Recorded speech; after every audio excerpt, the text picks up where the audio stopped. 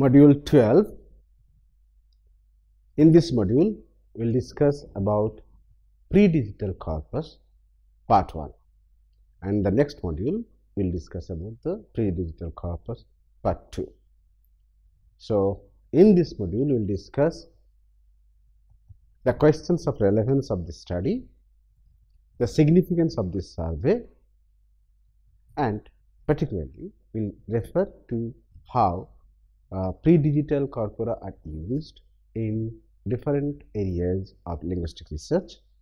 In this module particularly, we will emphasize on how the language corpora are used in compiling dictionaries. So, as it is almost clear to us that the present age from linguistic perspective is the age of corpora.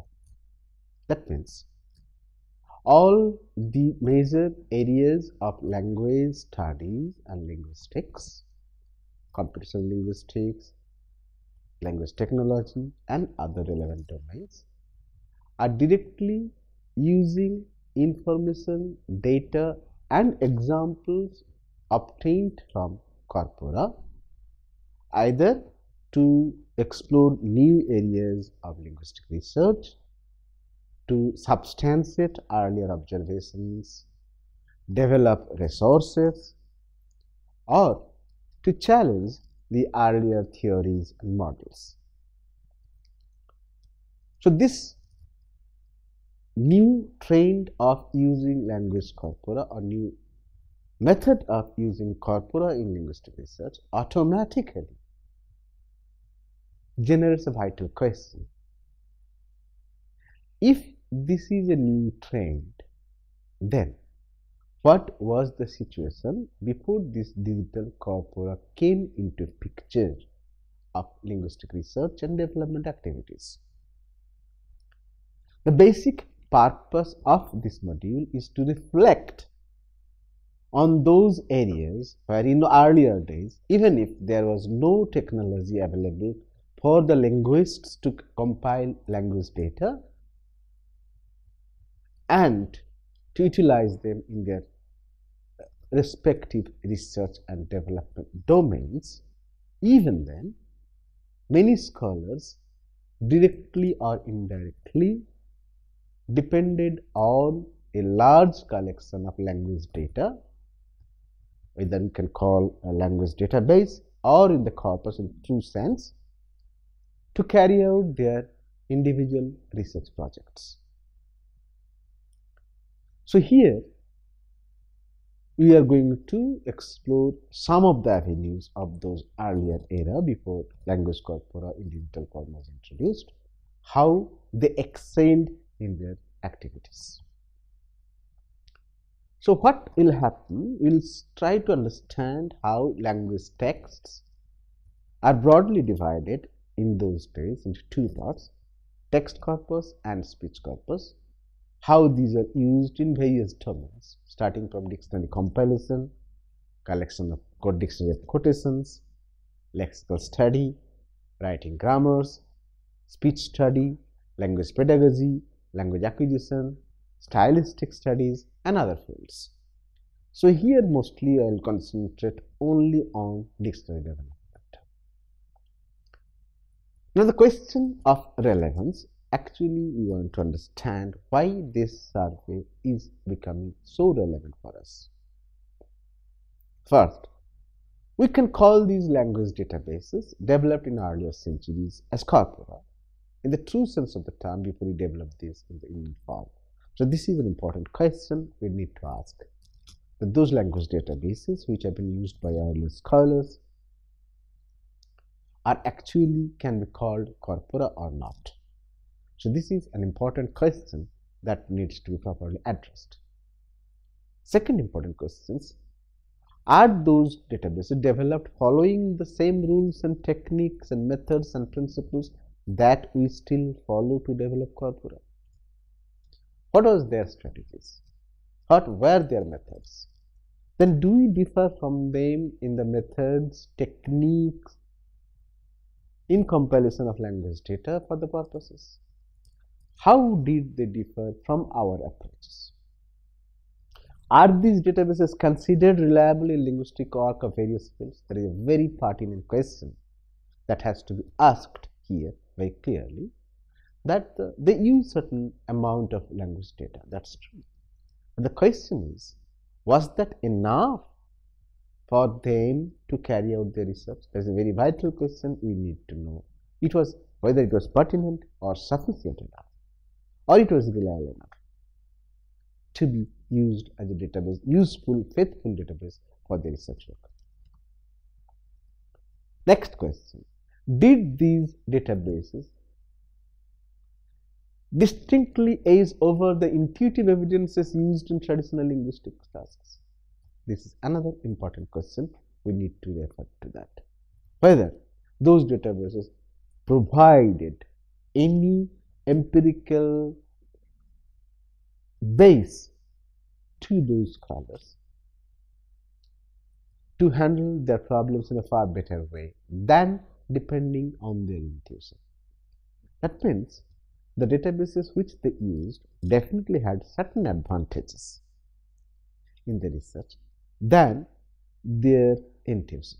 How did these databases contribute towards maturity and growth of the field of court linguistics in general? Very important philosophical or theoretical question. How did those databases actually support linguistics to grow as a full-fledged discipline? And that questions can be clearly put against the present scenario, where we strongly argue that perhaps corpus is giving more impetus to the discipline of linguistics to grow as a full-fledged, widely varied discipline in these days than it was envisaged even half a century ago. Whether this question is also pertinent for the people who were engaged in earlier years.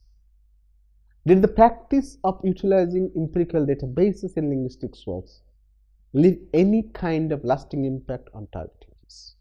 There is another important question that needs to be addressed adequately. Did those empirical databases had any lasting impact on the subsequent generations of scholars to realize that empirical evidences accumulated in the form of databases are more useful than depending on intuitive language observations? So these are the basic questions which we need to address here as the important pillars to justify the relevance of the present survey. Now we would like to understand the significance of the present survey. At initial stage, it is very clear to mention that this is basically a scrutiny of the earlier resources that were available to them to see how those linguistic resources helped those scholars to carry out their works. Also, it is a homage to the earlier scholars who paved a new path of linguistic research for the generations to follow. Also, it is sincere acknowledgement of the contributions to the linguistics in general by the earlier contributors.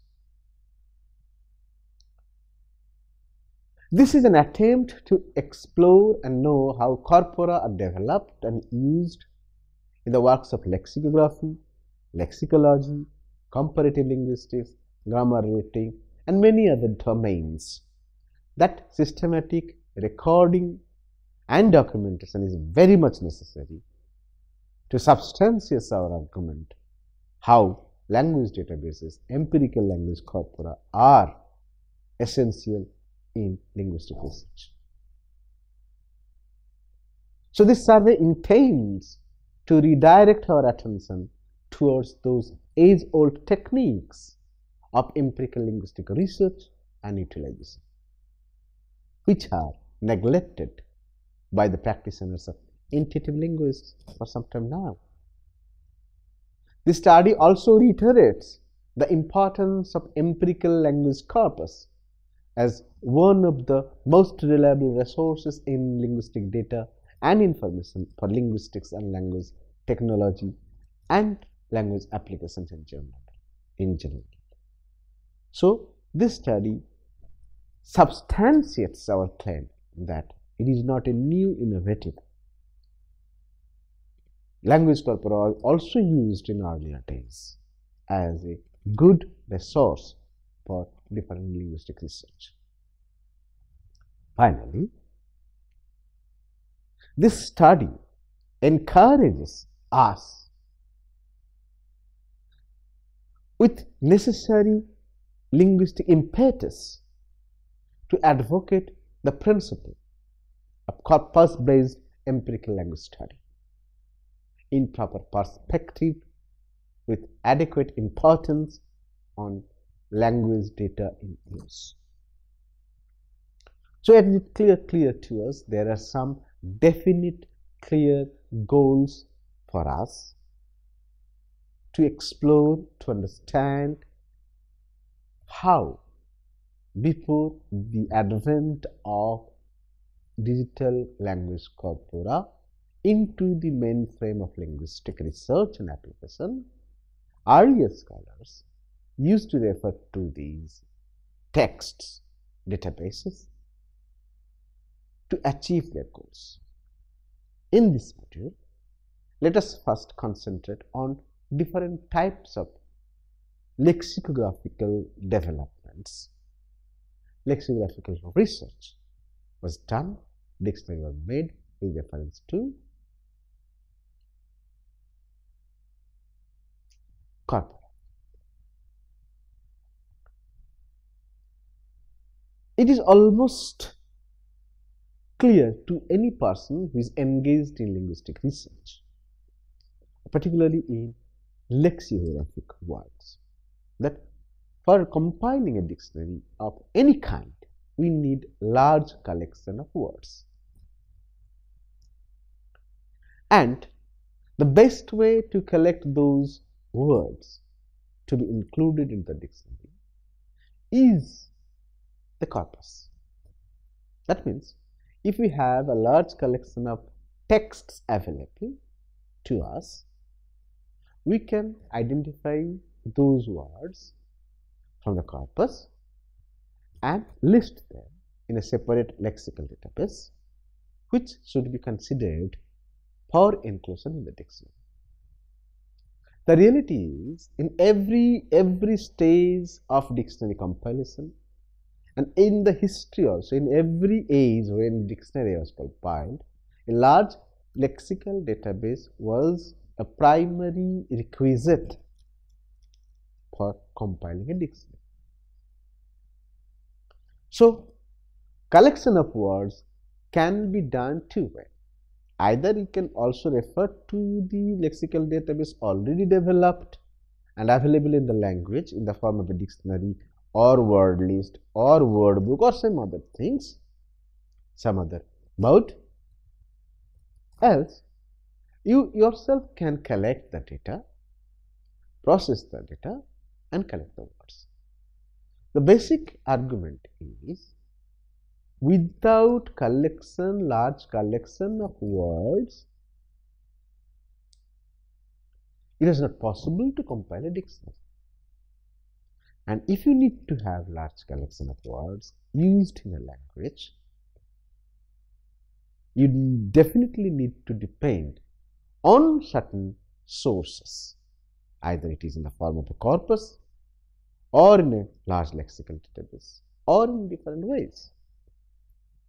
So let us see how in the history, particularly we are concentrating on English language to show how people compiled dictionaries with reference to large collection of word dictionaries or word lists collected from huge data of language use. If we refer to the first comprehensive dictionary in English, which was compiled by Sir Samuel Johnson in 1755, how the strategy he adopted to collect So, the Dictionary of English Language, which was first published in 1755, Johnson followed a unique process to collect the data. What he did? He compiled a database of English text by way of collecting a large number of illustrative sentences from his wide reading of texts composed by great writers of his time. All the selected sentences were meticulously recorded in numerous citation slips for future use and reference to. So it is very clear Johnson also adopted the same, but since there was no technology available to him, he did it manually. He collected, because he read wide collection of texts, meticulously collected those words with illustrative examples, wrote them in citation slips. So he had a unique method in collection.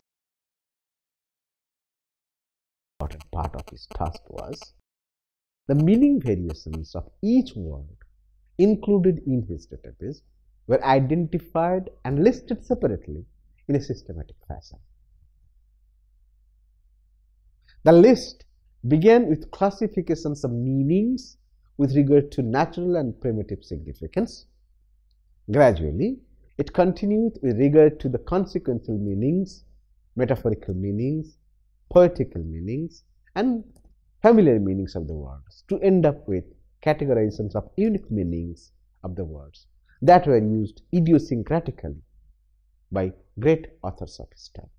So what you find here, that he not only collected the large texts of words with illustrative examples, he also classified the word meanings categorically, systematically, and defined classes, also giving a subclass where idiosyncratic use of the words by the authors were also categorized. So he had a well-defined scheme of classifications of word meanings also, which he wanted to include into his dictionary. Further, the meanings of most of the words were classified into several groups and were illustrated with reference to the citations collected from the writing of authors of first repute who wrote since the accession of Elizabeth. So what happened? He also identified the meanings, also classified them systematically, also noted which reputed authors you have used them in different types, different ways. In addition to linguistic significance, those citations are meant to provide the pleasure or instructions by conveying some elegance of language or some percept of prudence or piety about the English language. So see how Sir Samuel Johnson has taken care to compile his database, to collect meanings from the databases, classify those meanings, and how he always tried to capture the elegance, the piety, the sophistications in language to capture, to represent it. So, following this strategy, he compiled nearly 1,50,000 sentences with full illustrative meanings, and from there he collected approximately 40,000 headwords which were included in the dictionary. I repeat again here that this entire huge task was done by him manually in 1755. The book dictionary was published, so he had to carry out this task before that.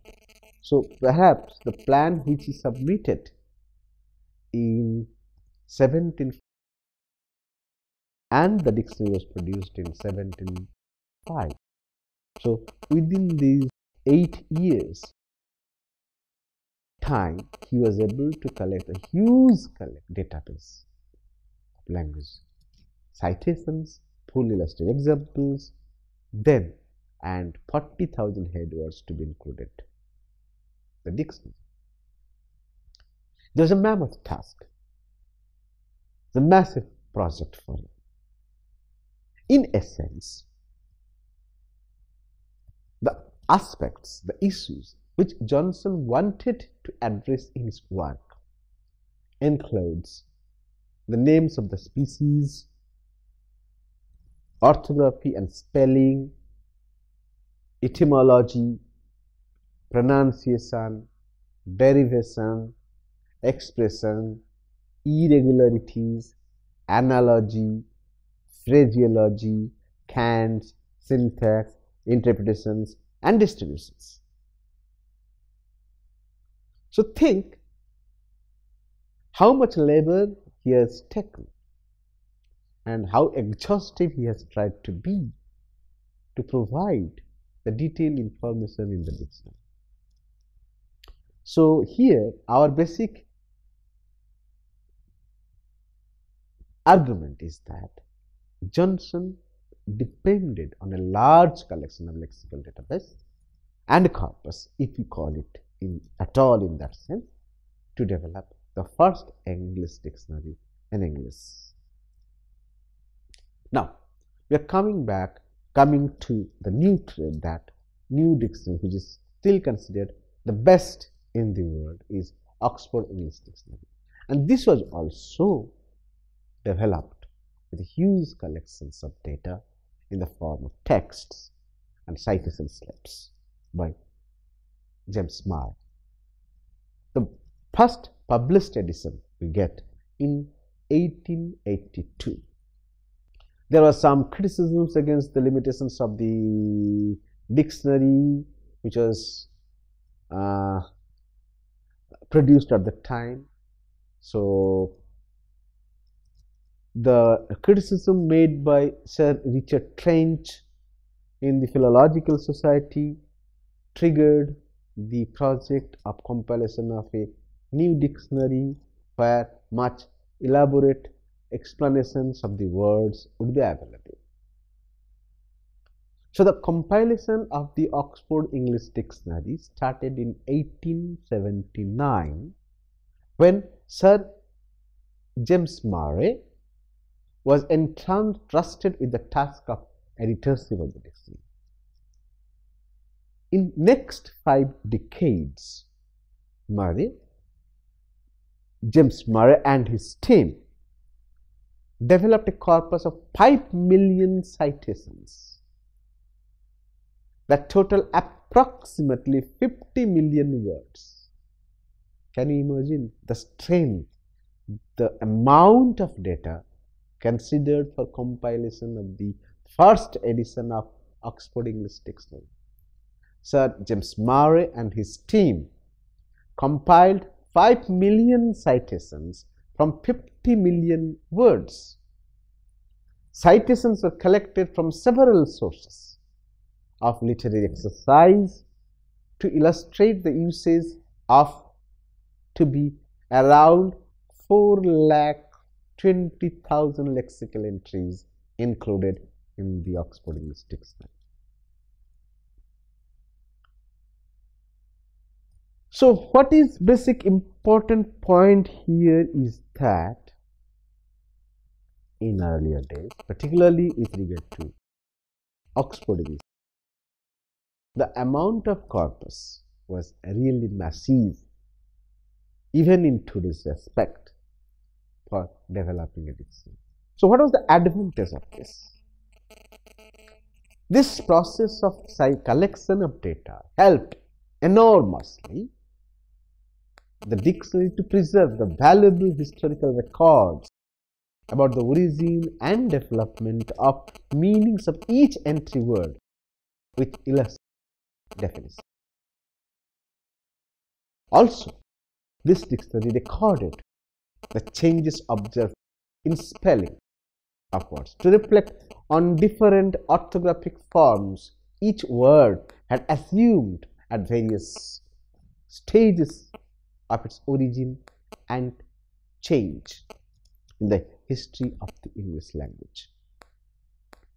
Moreover, the dictionary was enriched with corroborative lexical information to provide a most complete and authoritative etymological information of words, a property which still remains an unchallenged feature of the Oxford.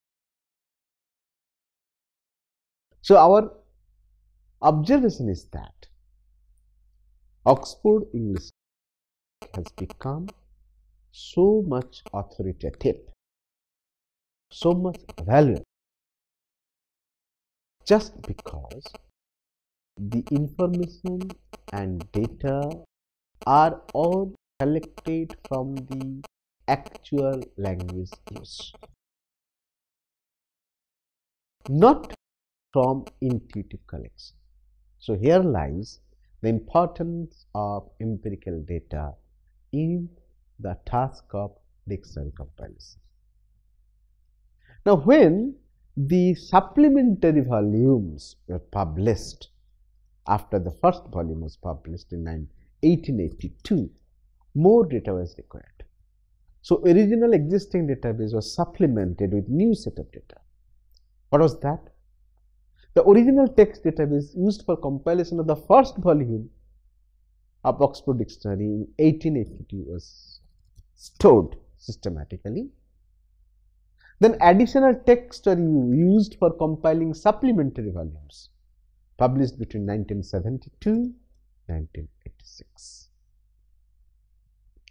Nearly 50,000 new words are collected from science and technology, vulgarisms, and taboo to be added to the database of the second edition.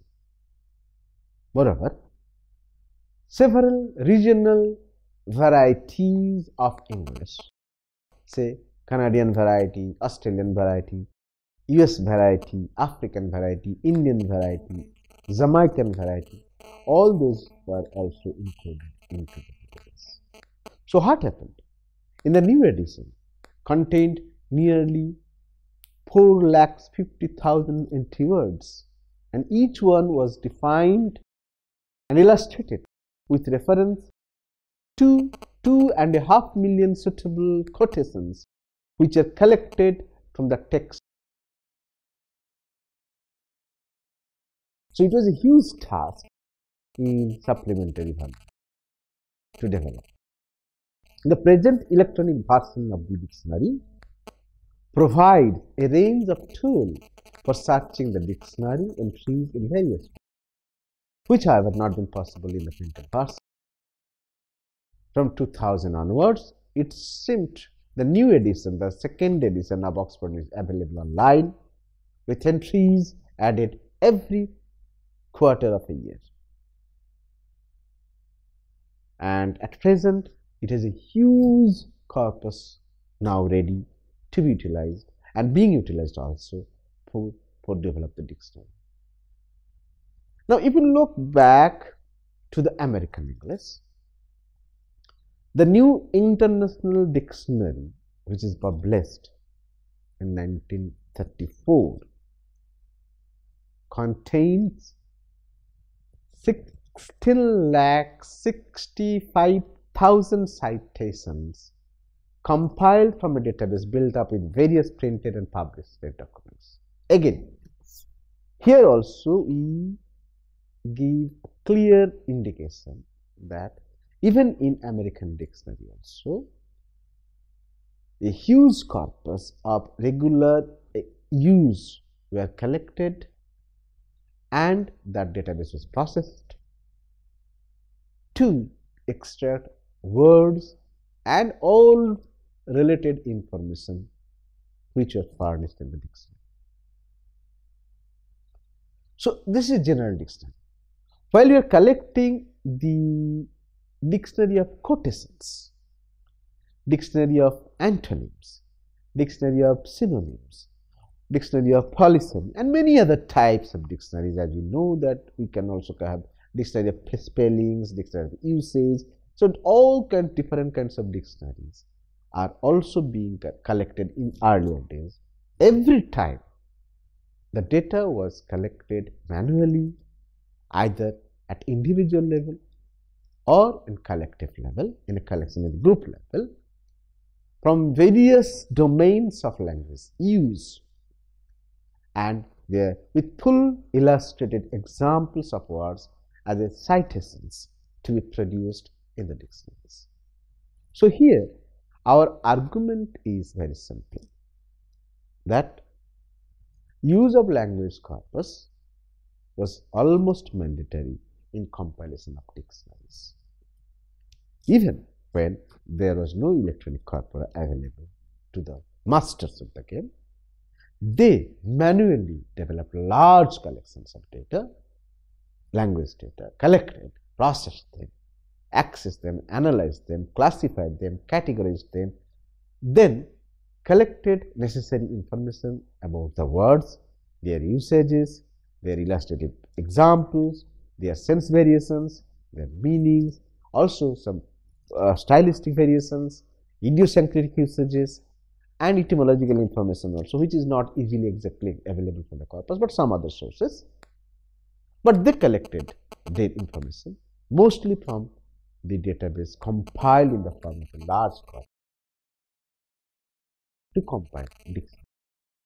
So, in this part, we only concentrated on how manually developed language databases were used to compile.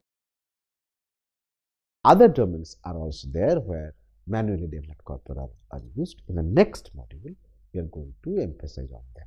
Thank you.